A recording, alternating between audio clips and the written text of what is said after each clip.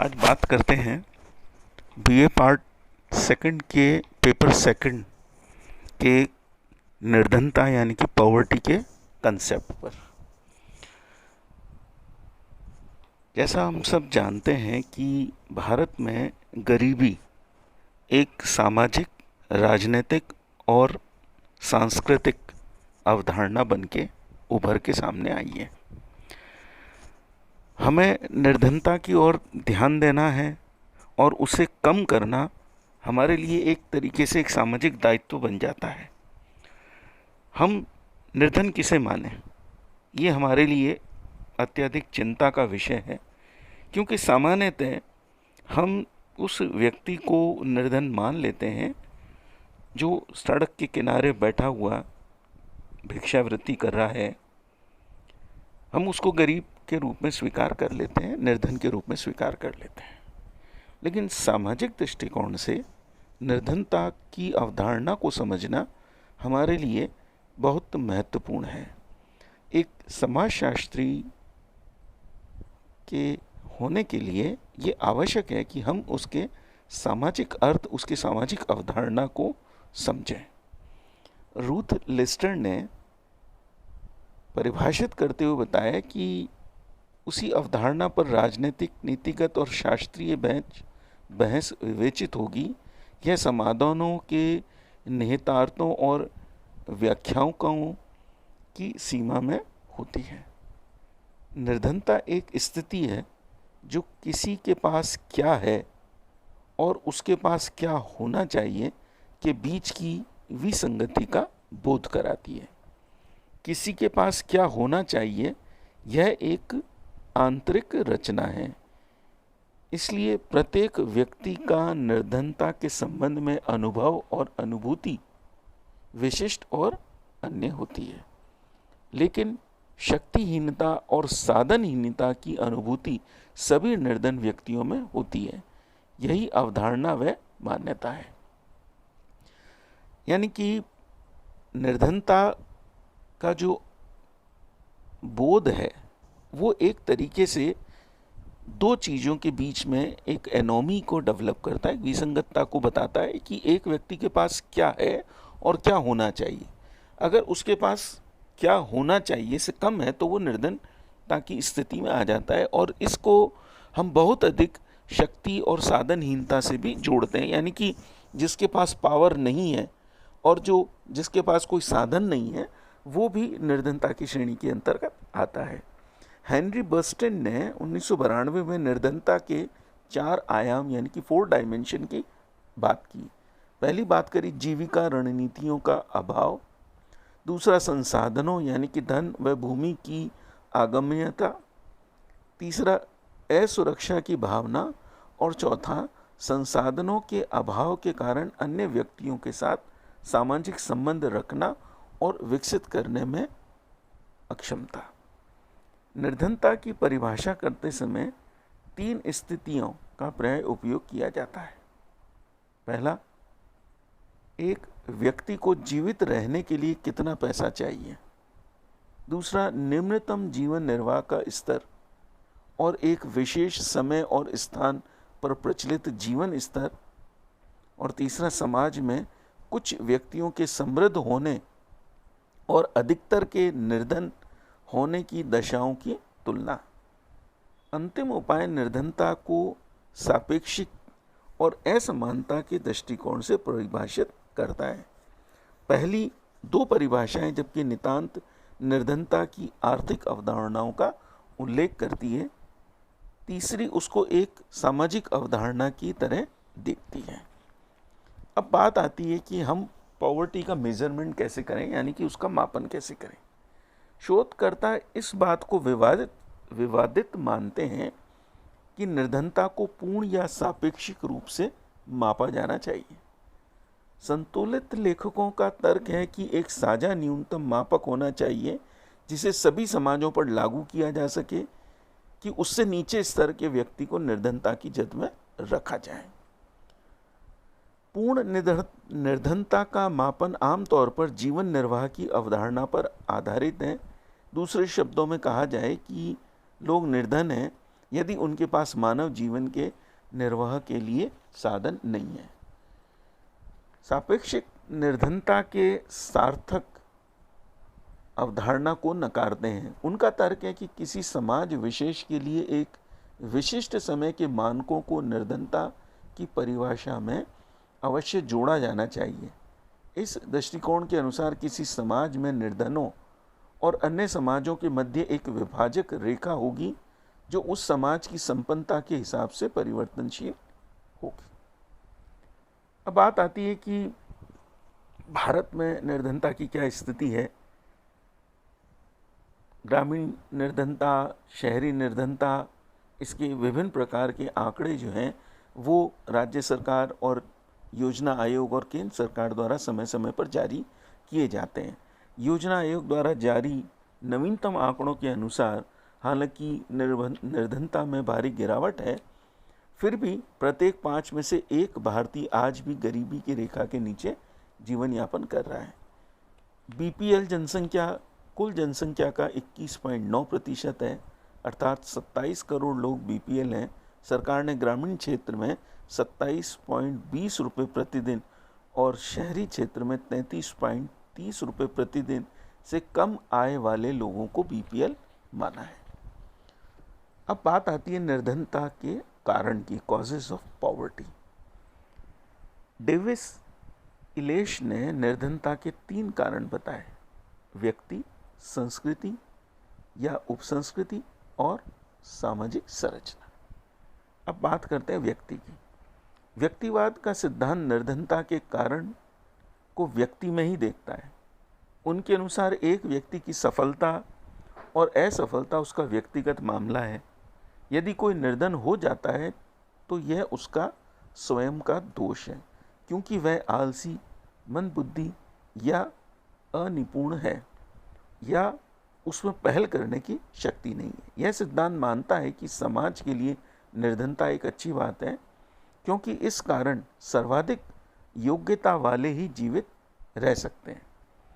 यह सिद्धांत का दूसरा दृष्टिकोण प्रोटेस्टेंट आचार संहिता वाला है, जिसका वर्णन मैक्स वेबर ने किया कि एक व्यक्ति के निजी परिश्रम, सद्गुण और ईमानदारी से काम किए जाने से अर्जित वैयक्तिक सफलता पर बल देता है। दूसरी बात आती है निर्धनता की संस्कृति या उपसंस्कृति। निर्धनता का दूसरा कारण निर्धनता की संस्कृति या दरिद्र रहने का एक तरीका है। इस प्रकार की संस्कृति निर्धनों के मूल्य, मानदंड, विश्वास और रहने के रंग ढंग के बदलने के समाज के सभी प्रयासों को अवरुद्ध कर देती है। निर्धनता की संस्कृति की अवधारणा ये संकेत देती है कि आर्थिक परिवर्तनों के बावजूद दरिद्र अपनी संस्कृति या उपसंस्कृति के कारण ही दरिद्र बना रहता है। निर्धन की संस्कृति उस व्यवहार और उन मूल्यों को बढ़ावा देती है जो निर्धन से संबंधित है। इसने निर्धन व्यक्तियों को औद्योगिक समाज की मूलधारा से अलग रखा। तीसरी बात आती है सामाजिक संरचना। जब रूढ़िवादी व्यक्ति और निर्धन की संस्कृति को निर्धनता का कारण मानते हैं, उदारवादी, उग्र सुधारवादी और समाजशास्त्री निर्धनता का संबंध सामाजिक संरचना अथवा दुखद और अन्यायपूर्ण सामाजिक परिस्थितियों को मानते हैं। हमारी सामाजिक संस्थाएं, हमारी आर्थिक व्यवस्थाएं निम्न शैक्षणिक उपलब्धता, दीर्घकालीन बेरोजगारी या अल्प बेरोजगारी निर्धनता को पनपने और इसे बनाए रखती है। निहित स्वार्थ सामाजिक और आर्थिक ढांचे में परिवर्तन नहीं आने देते और इसमें बाधा डालते हैं। हर्बर्ट रोन्स ने 3 प्रकार्यात्मक लाभ तथा आर्थिक, राजनीतिक और सामाजिक बताए जो समाज में निर्धन समूहों के होने से मध्यम वर्ग को मिलते हैं। ये समाज में गंदा काम करवाने से लेकर अपनी ऊंची स्थिति बनाए रखने और स्वयं को सत्ता में बनाए रखने तक होते हैं। इस प्रकार निर्धनता का दोष उन व्यक्तियों या समूहों का है जो अपने निहित स्वार्थों के कारण सामाजिक ढांचों, मूल्य और मानदंडों में परिवर्तन नहीं लाना चाहते हैं। अब बात आती है ग्रामीण निर्धनता की। भारत में 11वीं राष्ट्रीय विकास योजना के अंतर्गत निर्धनों की संख्या 30 करोड़ से अधिक बताई गई। देश में निर्धन व्यक्तियों की अनुपात वर्ष 1973 में के 55% से घटकर 2004 में 27% तक हुआ, लेकिन अब भी 1.2 अरब से अधिक जनसंख्या के लगभग एक तिहाई लोग निर्धनता की रेखा के नीचे जीवन यापन कर रहे हैं, और निर्धनों की बहुत बड़ी संख्या ऐसे लोगों की है जो ग्रामीण क्षेत्रों में रहते हैं। भारत की ग्रामीण जनसंख्या का लगभग 30% निर्धनता की जीर्ण स्थिति है। विगत 3 दशकों की लंबी अवधि में ग्रामीण इस क्षेत्र में जाकर शहरी क्षेत्र में बसने के कारण ग्रामीण निर्धनता में कुछ सीमा तक कमी आई है। ग्रामीण निर्धनता के कुछ कारणों का हम उल्लेख करेंगे। निर्धनता विरोधी कार्यक्रमों का अपर्याप्त और अप्रभावी क्रियान्वयन। दूसरा, गैर कृषि पेशे में जनसंख्या से कम प्रतिशत का विनियोजन। सिंचाई सुविधाओं की अनुपलब्धता और राज्यों का अनिश्चित वर्षा। खेती की पारंपरिक विधियों पर निर्भरता और आधुनिक खेतों के अपर्याप्त ज्ञान के परिणाम स्वरूप अल्प कृषि उत्पाद।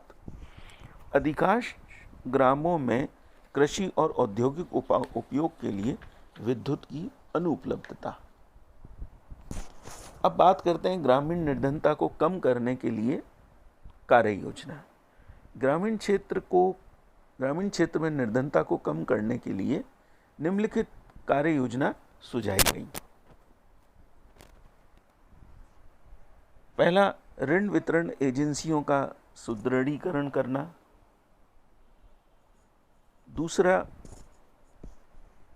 कृषि और औद्योगिक उपयोग के लिए सस्ती दरों पर विद्युत आपूर्ति करना। तीसरा, घरेलू उद्योगों के उत्पाद की बिक्री के लिए सहकारी समितियों को सक्रिय करना। शिक्षा, स्वास्थ्य और कौशल विकास कार्यक्रम पर ध्यान केंद्रित कर मानव संसाधनों को विकसित करना।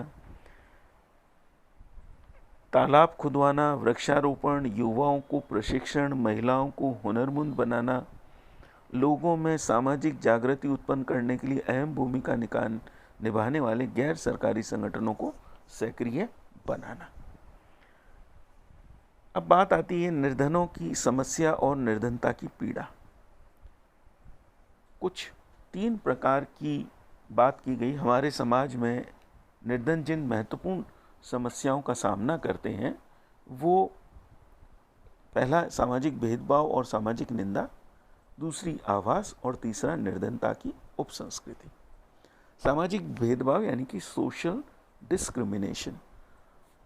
मालिक, नियोक्ता, अमीर, अधिकारी और सरकार भी निर्धनों से घृणा करती है। वे आलसी, अकुशल और समाज पर बोझ माने जाते हैं।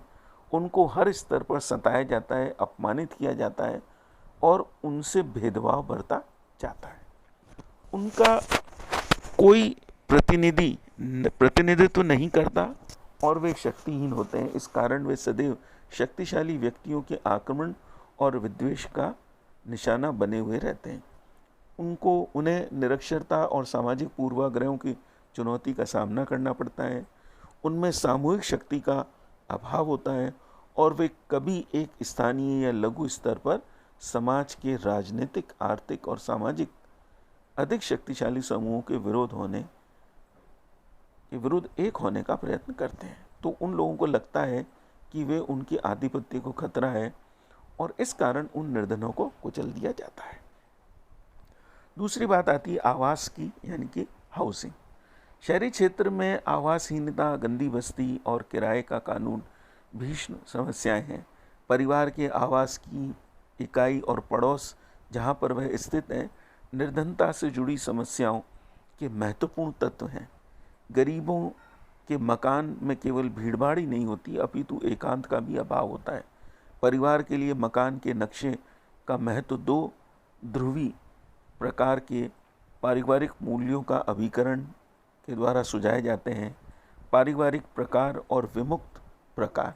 इस पहले प्रकार के पारिवारिक मूल्यों की विशेषता ये होती है कि उनमें पारिवारिक कर्तव्यों को निभाने की प्रबल भावनाएं होती हैं। वे परिवार के वृद्ध, निर्बल और बेरोजगार सदस्यों को सहारा और सुरक्षा प्रदान करते हैं। वे पारिवारिक परंपराओं से जुड़े होते हैं और पारिवारिक लक्ष्यों की प्राप्ति के लिए अन्य सदस्य से सामूहिक प्रयास करते हैं। दूसरे प्रकार के परिवार मूल्यों की विशेषता ये होती है कि वे व्यक्तिगत लक्ष्यों के लिए स्वयं प्रयास करते हैं। परिवार के प्रति उनके कर्तव्य संकुचित होते हैं और स्वयं के कल्याण को वे परिवार के कल्याण से ऊपर रखते हैं। परिवार के उन मूल्यों की ध्रुवी किस्मों के बीच निरंतरता की स्थिति के अलावा पड़ोस भी घर के सदस्यों से संबंधों पर प्रभाव डालता है। शहर की गंदी बस्तियों में पारिवारिक जीवन का एक बड़ा भाग आवासीय इकाई से बाहर बिताया जाता है। तीसरी बात आती है निर्धनता की उपसंस्कृति यानी कि subculture of poverty. Oscar Lewis के अनुसार जब निर्धनता पीढ़ी दर पीढ़ी चलती है तो वह एक संस्कृति का रूप धारण कर लेती है। लुइस क्रेबर्ग ने कहा, यद्यपि गरीबों की सदस्यता पीढ़ियों के साथ साथ महत्वपूर्ण अवस्था को परिवर्तित हो जाती है, फिर भी आने वाली पीढ़ियां अपने व्यवहार और मूल्यों में एक दूसरे से मिलती हैं और यह उनके निर्धनता के कारण हुए एक से अनुभव और एक से सामाजिक दबावों के शिकार होने के फलस्वरूप होता है। गरीबों के बच्चे हिंसा की उपसंस्कृति को अपनी वसीयत में ग्रहण करते हैं, जिसमें शारीरिक आक्रामक प्रतिक्रियाओं की ये सब सदस्य या तो उपेक्षा करते हैं या आवश्यकता समझते हैं। इस प्रकार की उपसंस्कृति में हिंसा का उपयोग गैर कानूनी आचरण नहीं समझा जाता और हिंसा करने वाले में अपने आक्रमण के कारण कोई अपराध की भावना उत्पन्न नहीं होती। हिंसा उनके जीवन शैली का एक अंग बन जाती है, कठिन समस्याओं को सुलझाने का एक माध्यम बन जाती है और विशेष रूप से उन व्यक्तियों और समूहों के मध्य अपनाई जाती है जो उसी प्रकार के मूल्यों और मानदंडों के अनुमोदन करते हैं और निर्भर रहते हैं। एक और तो यह उपसंस्कृति निर्धनता के प्रभावों के रूप में देखी जाती है, अर्थात यह व्यक्ति के व्यवहार और सोचने के स्वरूपों में एकरूपता का उल्लेख करती है और दूसरी ओर उसे निर्भरता का कारण बन जाती है। कल बात करेंगे अपन भारत में निर्धनता को उन्मूलन करने के लिए जो राज्य स्तर पर जो योजनाएं बनाई गई उन विषय के बारे में चर्चा करेंगे।